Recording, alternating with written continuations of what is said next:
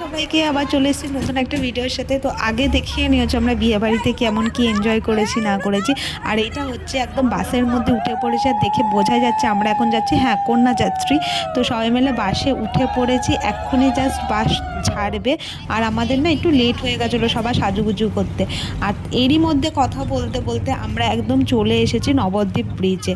মানে ওর হচ্ছে বিয়েটা হয়েছে তোমার বর্ধমান ডিস্ট্রিক্টে। তো কৃষ্ণনগর থেকে মানে নবদ্বীপ ব্রিজটা পার হলে খুব কাছেই ওর শ্বশুর বাড়ি। তো তারপরে বাস থেকে এই যে নেমেও পড়েছে, এদের রিয়া রয়েছে, ওখানে জয়িতা রয়েছে কথা বলছে, এখানে রানী রয়েছে, পাশে জামাইবু রয়েছে, সবাই ঢুকে গেছে। আর আমরা সবাই লাস্টে ঢুকেছি, কারণ আমাদের অর্ধেক সাজুগুজু হয়নি, তাই বাসে আমরা কিছু সাজুগুজু করে নিই, তারপরে বিয়েবাড়িতে ঢুকেছি। আর এই দেখো বিয়েবাড়ি একদম সামনে চলে এসেছি। আর কত সুন্দর লাইটিং দিয়ে সাজিয়েছে দেখো, দেখতেই পাচ্ছ, খুব সুন্দর সাজিয়েছিল, খুব সুন্দর ডেকোরেশন করেছিল। কিন্তু আমাদের মনটা এখন চাইছে কখন আমরা আমাদের মিষ্টি লালিকে দেখবো, কখন দেখবো। আমরা এখনো পর্যন্ত ওকে দেখিনি, কেমন কি লাগছে না লাগছে। বিয়ে শেষ, এই যে সামনে একদম মিষ্টি নতুন বউকে দেখতে পাচ্ছ, খুব সুন্দর ওকে লাগছিল, আর সাথে নতুন বর দুজনকে খুব সুন্দর দেখতে লাগছিল। আর তারপরে আমরা ওপরে গিয়ে একটুখানি ঘুরে একদম নিচে চলে যাচ্ছে। আর আমার ভিডিওটা তখন জয়িতা করে দিচ্ছিল আর বলছিল আমাকে দে, মেয়েটা শুধু ফোন ধরে। আমি বললাম তো একটু ভিডিওটা আমাকে করে দে। তো সেটাই তার জন্য ওকে দেখা যাচ্ছে না এখানটাতে। আর এখানে আমাদেরকে বলা হচ্ছিল যে আমরা খাওয়া দাওয়া মানে ঠিকঠাক করছি নাকি। আমরা বললাম হ্যাঁ ঠিক আছে, বলতে মানে খেয়ে নিবো সব আমরা। আর এখানে পাউলিরা বলছিল ছবি তোলার জন্য, কিন্তু এদিকে রিশান আর বাদবাকি সবাই যেটা রয়েছে ওরা সব পকোড়া আর ফুচকা খাওয়ার জন্য আমার মাথাটা নষ্ট করে দিচ্ছিল। আমি বললাম আগে ছবি তুলে নে, তারপরে খেতে যাবে, ভালো করে ওকে দেখে নে, ওর সাথে দেখা করে নে। আরও এদিকে সবার মানে সব আরও যতজন ছিল সবার সাথে একটু ছবি তুলছিল। তারপরেই দেখো আমরা চলে এসেছিলাম ফুচকা খেতে। এই ফুচকাটা না খুব টেস্টি হয়েছিল, জাস্ট অসাধারণ খেতে হয়েছিল, খুব ভালো লাগছিল। তাও বেশি খাইনি, কিন্তু খেতে খুব সুন্দর হয়েছিল। এরা খাচ্ছিল আর আমি একটু ভিডিও করছিলাম, আর এদের থেকে আমি একটা দুটো করে নিয়ে খাচ্ছিলাম।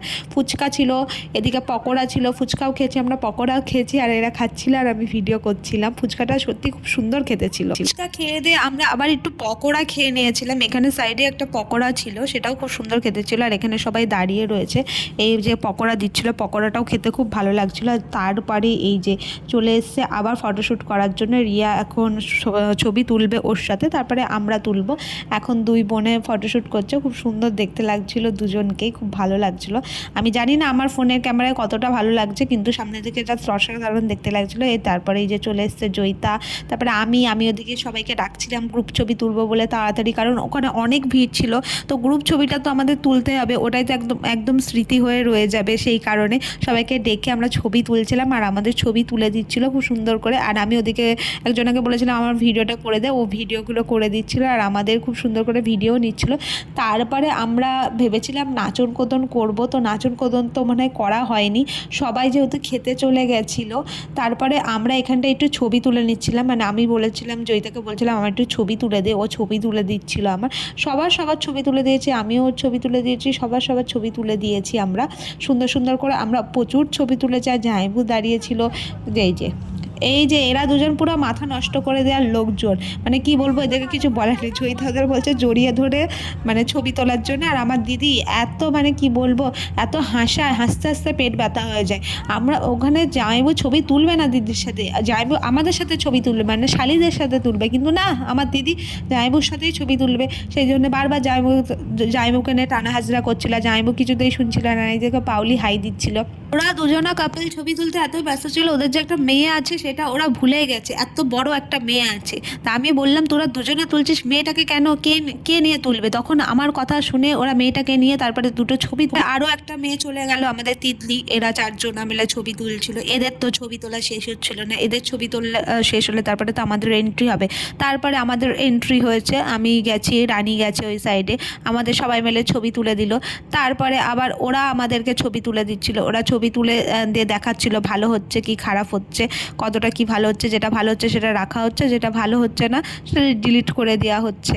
রানীও ছিল, সবাই ছিল, আমি বারবার ভালো করে দেখছিলাম। আর এই যে জামাইবু আমাদের চারজন মানে তিনজনাকে নিয়েই ছবি তুলতে চাইছিল, আর সেটা এখন তোলা হচ্ছে।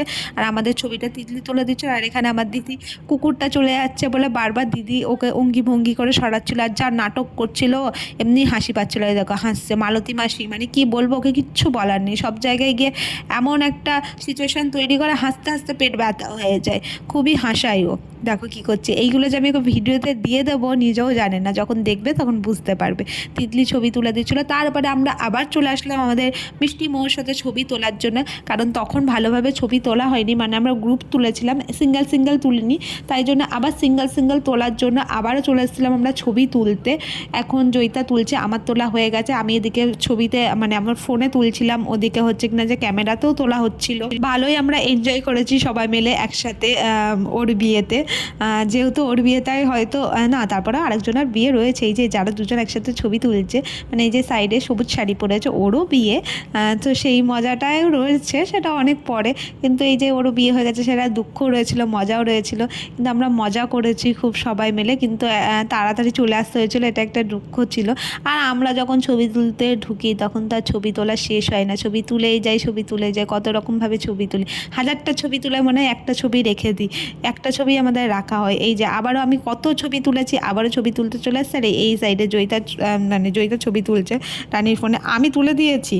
এইবার হচ্ছে আমাদের রিয়া ছবি তুলবে, রিয়া আর আমাদের মিষ্টিমো আবার দুজনা ছবি তুলবে, তখন একবার তুলেছে তাও তুলবে।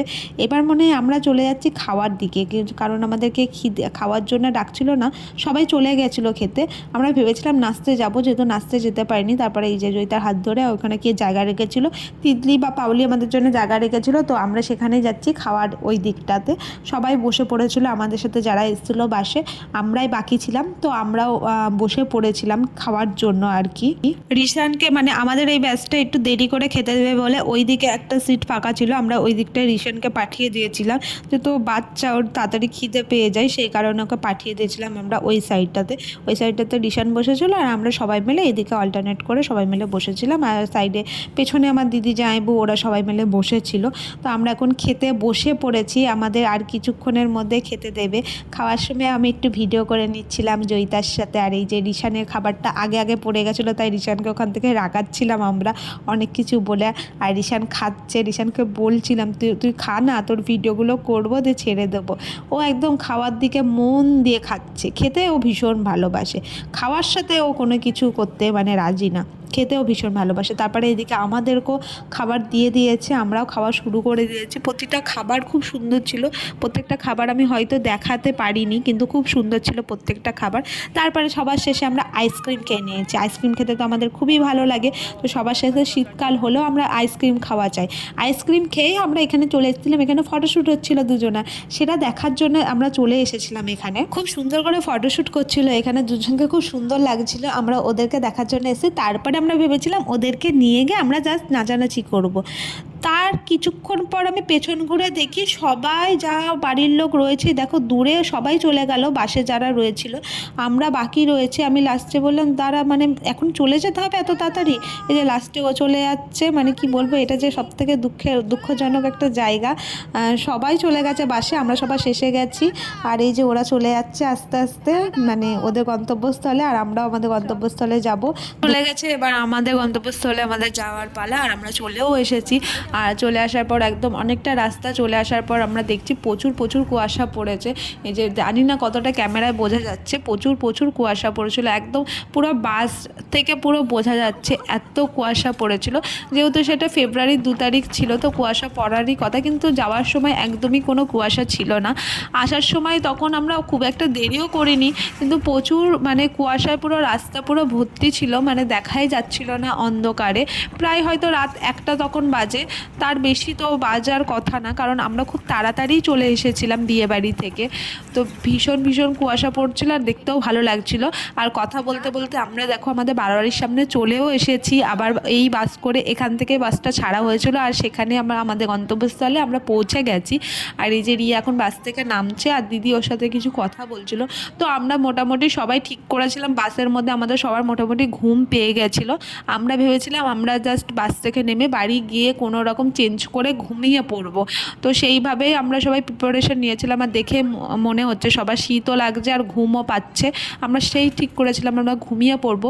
কিন্তু কিছুক্ষণ পর সবাই চলে যাওয়ার পর, ওটা ফাঁকা হয়ে যাওয়ার পর, মানে আমরা ভাবছিলাম বাড়ি চলে গেলেই তো দিনটা শেষ, বিয়েটাও শেষ হয়ে যাবে, আমরা কিছুক্ষণ পর বাড়ি যাব, এই বলে আমরা ওখানে দাঁড়িয়েছিলাম। দিয়ে আমরা সবাই মিলে রিলস বানাচ্ছিলাম। এমন রিলস বানাতে শুরু করলাম যে সেটা অনেকক্ষণ চললো আমরা রিলস বানিয়ে, তারপরে বাকিটা তোমরা শুনে নাও।